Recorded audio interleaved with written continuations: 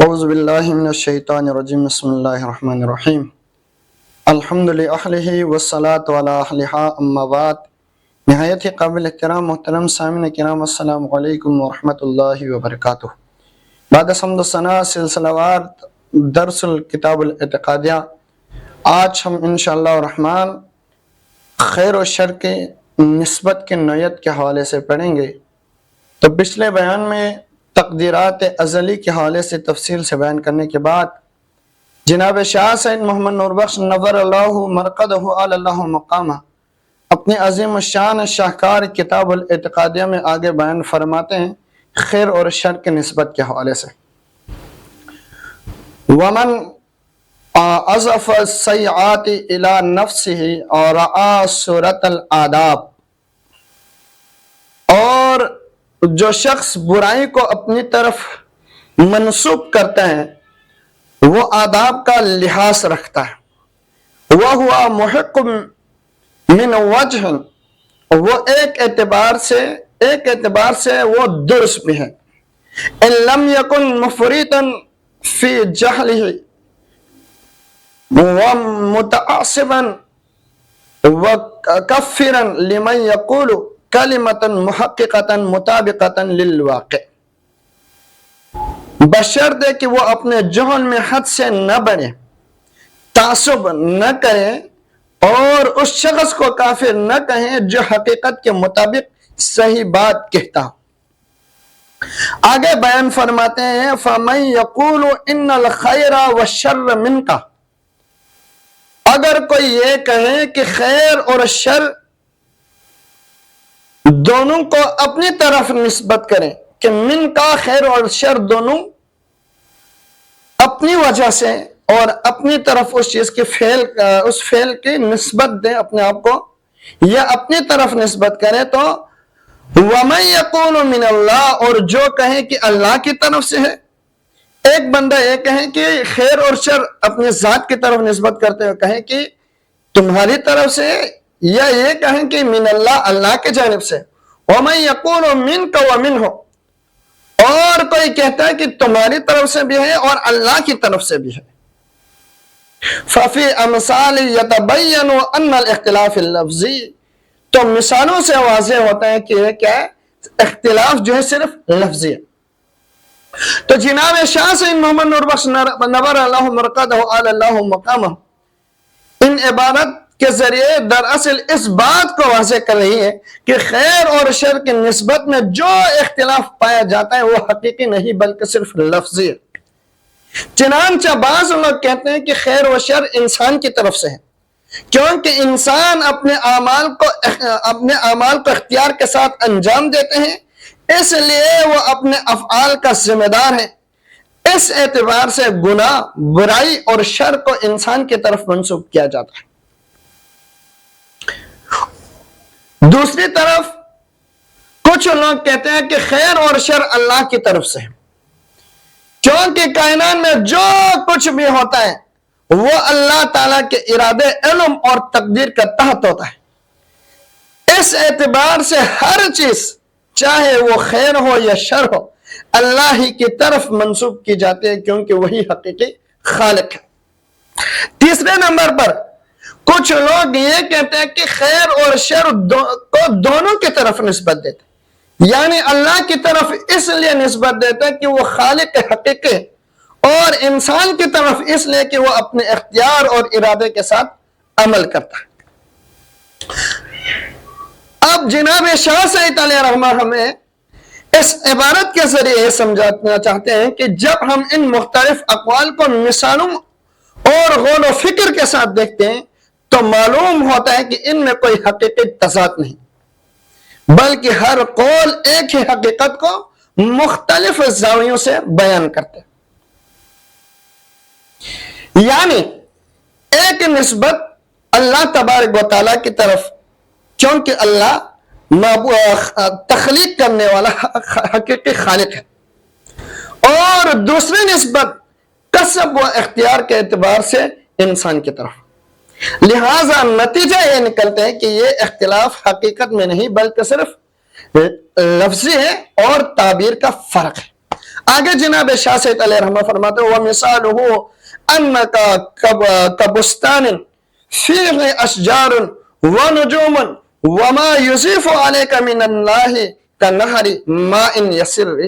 فِيهَا، کہ اس کی مثال یہ ہے کہ تم ایک باغ کی طرح، انسان کو بتلاتے ہیں، انسان سے مخاطب ہوتے ہیں، تمام عالم انسانیت سے مخاطب ہو کے جناب شاہ سید فرماتے ہیں کہ انسان ایک باغ کی طرح جس میں درخت ہے، مختلف پھل ہے، اور جو اللہ کی طرف سے تم پر فیض آتا ہے وہ پانی کی نہر کی طرح ہے جو ان میں جاری ہے۔ فَمَنْ قَالَ حَلَاوَةُ الْفَوَاكِهِ وَمَرَارَتُهَا مِنَ الْمَاءِ لِأَنَّ الْمَاءَ إِن لَمْ يَسْرِ فِيهَا لَا يَحْصُلُ شَيْءٌ مِنَ الثَّمَرِ صَدَقَةً، اس اعتبار سے اگر کوئی کہتا ہے کہ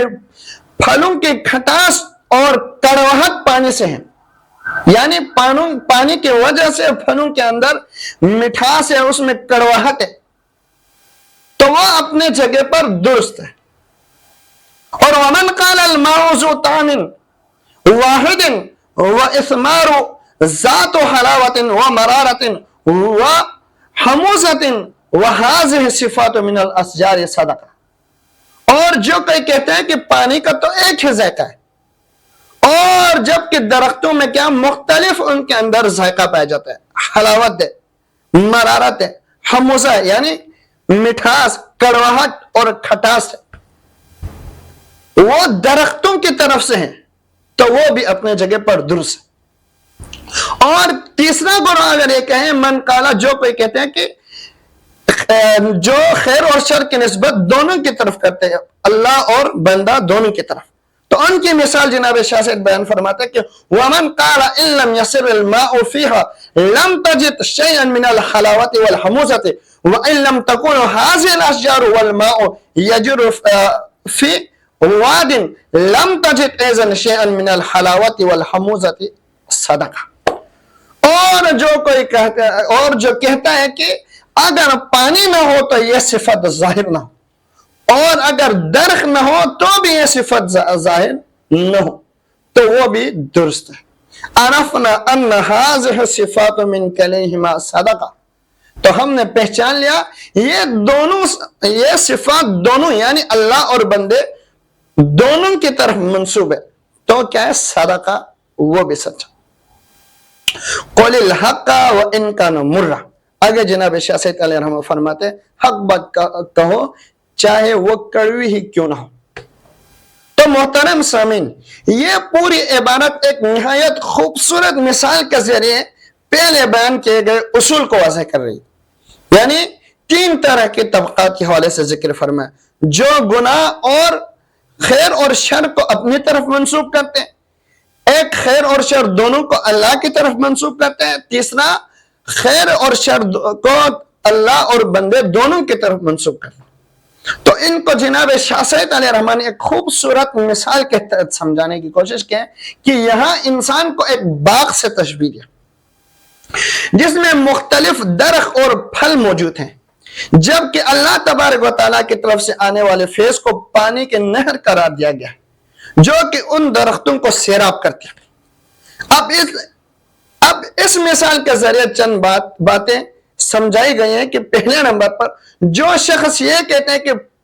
پھلوں کی کھٹاس اور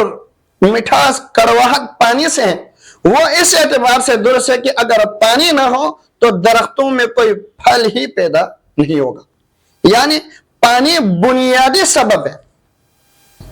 اس کے بغیر کچھ بھی ظاہر نہیں ہوتا۔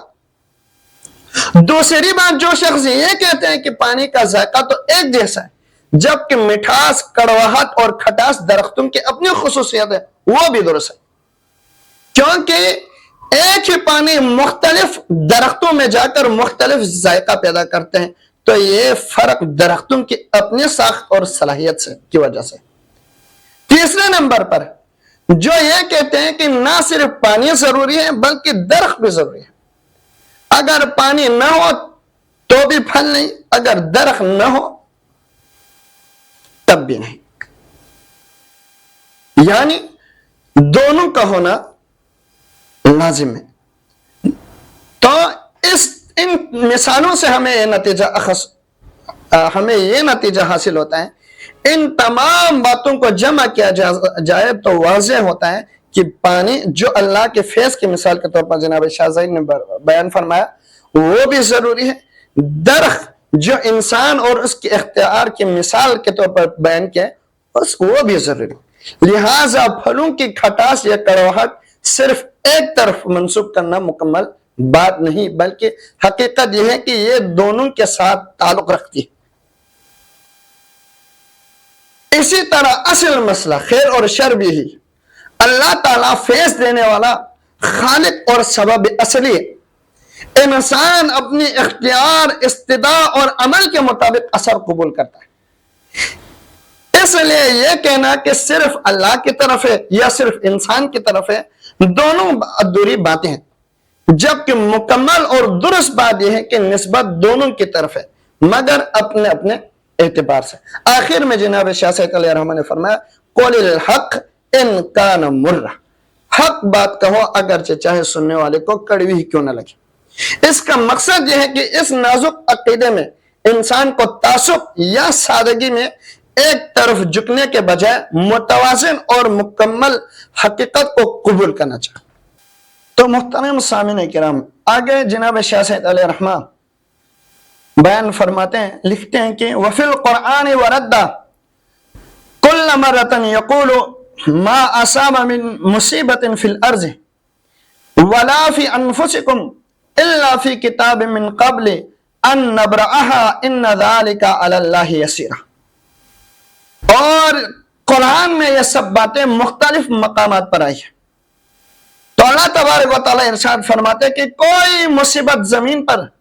یا تمہاری جانوں پر نہیں آتی مگر وہ ایک کتاب میں پہلے سے لکھی ہوئی ہے، بے شک یہ اللہ تبارک و تعالیٰ کے لیے آسان ہے۔ آگے فرماتے وَيَقُولُ أَيْضًا قُلْ لَن يُصِيبَنَا إِلَّا مَا كَتَبَ اللَّهُ لَنَا هُوَ مَوْلَانَا وَعَلَى اللَّهِ فَلْيَتَوَكَّلِ الْمُؤْمِنِينَ، کہ کہہ دو ہمیں ہر چیز، ہرگز کوئی چیز نہیں پہنچے گی مگر وہی جو اللہ نے ہمارے لیے لکھ دی،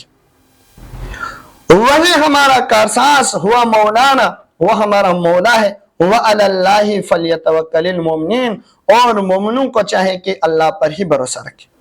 وَمَرَّةً يَقُولُ، ایک اور جگہ اللہ تبارک و تعالیٰ فرماتے ہیں کہ وَأَن لَيْسَ لِلْإِنسَانَ إِلَّا مَا سَعَى، انسان کے لیے وہی کچھ ہے جس کے لیے وہ کوشش کرتا ہے۔ دوسری جگہ پر اللہ تبارک و تعالیٰ فرماتے ہیں کہ من عمل صالحا فلنفسه ومن اساء فعليها، کہ جس نے نیک عمل کیا وہ اپنے لیے اور جس نے برائی کی وہ اسی پر۔ آگے فرماتے ہیں کہ وَمَرَّةً يَقُولُ وَمَا تَوْفِيقِ إِلَّا بِاللَّهِ عَلَيْهِ تَوَكَّلْتُ وَهُوَ رَبُّ الْعَرْشِ الْعَظِيمِ۔ ایک اور مقام پر اللہ تبارک و تعالیٰ فرماتے ہیں کہ اور میری توفیق اللہ ہی کے ساتھ ہے، اسی پر میں نے بھروسہ کیا، وہی عرش کا مالک ہے۔ تو محترم سامعین کرام، قرآن المجید میں دراصل قرآن المجید کی روشنی میں اس اہم عقیدے کو نہایت حکیمانہ انداز میں اس چیز کو واضح کیا کہ انسان کے افعال، تقدیر الہی اور توفیق ربانی کے درمیان کیا تعلق ہے۔ اس میں بتایا جا رہا ہے کہ قرآن کبھی ہر چیز کو اللہ کی طرف منسوب کرتا ہے، کبھی انسان کے عمل کی طرف، اور کبھی توفیق کو اللہ کی طرف۔ بظاہر یہ مختلف انداز ہے مگر حقیقت میں یہ سب ایک ہی مکمل نظام کے مختلف جہات ہیں۔ چنانچہ اللہ تبارک و تعالیٰ کا یہ فرمانا کہ ما اصاب من مصیبت فی الارض ولا فی انفسکم الا فی کتاب، تو اس کا مقصد یہ بتانا ہوتا ہے کہ کائنات میں ہونے والی ہر چیز، چاہے وہ مصیبت ہو یا رحمت، پہلے سے ہی اللہ کے علم اور تقدیر میں لکھی ہوئی ہے۔ دوسری جگہ اللہ تبارک و تعالیٰ کا یہ ارشاد فرمانا کہ قُلْ لَن يُصِيبَنَا إِلَّا مَا كَتَبَ اللَّهُ لَنَا، تو یہ عقیدہ راسخ کیا جا رہا ہے کہ بندہ ہر حال میں اللہ کی تقدیر پر راضی رہے، کیونکہ جو کچھ ہوتا ہے اسی کی اجازت اور اذن سے ہوتا ہے۔ لیکن اسی کے ساتھ قرآن کا یہ بھی واضح کرنا کہ انسان کو بے اختیار نہیں بنا گیا، چنانچہ فرماتے کہ وَأَن لَيْسَ لِلْإِنسَانِ إِلَّا مَا سَعَى، یعنی انسان کو وہی ملتا ہے جس کے لیے وہ کوشش کرتا ہے۔ اور دوسرے مقام پہ یہ بیان فرمانا من عمل صالحا فلنفسہ ومن اساء فعلیہا، کہ جو نیک عمل کرے اس کا فائدہ اسی کو ہے اور جو برا کرے اس کا وبال بھی اسی پر ہے۔ اس سے معلوم ہوا کہ انسان اپنے اعمال میں ذمہ دار ہے اور اس کے اختیار اور کوشش کا اعتبار کیا گیا ہے۔ پھر قرآن ایک اور پہلو کو بیان کرتا ہے کہ اگرچہ انسان عمل کرتا ہے لیکن اس عمل کی توفیق، طاقت اور رہنمائی اللہ ہی کی طرف سے ہوتے، جیسے وما توفیق الا باللہ، یعنی میری کامیابی اور توفیق صرف اللہ کے ساتھ ہے۔ اس کا مطلب یہ ہے کہ انسان کوئی نیکی کر پاتا ہے تو وہ محض اس ذات کی قوت کا نتیجہ نہیں بلکہ اللہ کی اطاعت اور مدد بھی اس میں شامل ہوتی ہے۔ اب جب ان تمام آیتوں کو ایک ساتھ جمع کر کے دیکھا جائے تو حقیقت پوری طرح واضح ہو جاتی ہے کہ اللہ تعالی خالق ہے، وہی ہر چیز کا علم رکھنے والا اور ارادہ کرنے والا ذات ہے، اور انسان کو بھی اختیار دیا ہے کہ وہ اپنے ارادے اور کوشش سے عمل کرتا ہے اور اسی پر جواب دے، لیکن اس کے عمل کی توفیق اور قدرت بھی اللہ ہی کی عطا ہے۔ لہٰذا قرآن کا اسلوب ہمیں یہ سکھاتا ہے کہ ہم کسی ایک پہلو کو پکڑ کر باقی کو نظر انداز نہ کریں بلکہ تمام پہلوؤں کو جمع کر کے سمجھیں۔ یہی وجہ ہے جو اختلاف بظاہر نظر آتا ہے وہ در حقیقت کوئی حقیقی تضاد نہیں بلکہ صرف انداز بیاں اور نسبت کا فرق ہے۔ آخر کار بندہ اس نتیجے پر پہنچتا ہے کہ ہر چیز اللہ کے حکم اور تقدیر سے ہے۔ انسان اپنے عمل کا ذمہ دار ہے اور نیکی کی توفیق اللہ تبارک و تعالیٰ کی طرف سے۔ یہی کامل اور متوازن عقیدہ ہے جس کی تعلیم قرآن مجید فرقان حمید میں اللہ تبارک و تعالیٰ نے عطا کی۔ تو محترم سامعین یہیں پہ رکھ کے اختتام کرتے ہیں۔ انشاءاللہ الرحمن کل اللہ تبارک و تعالیٰ کے قادر مطلق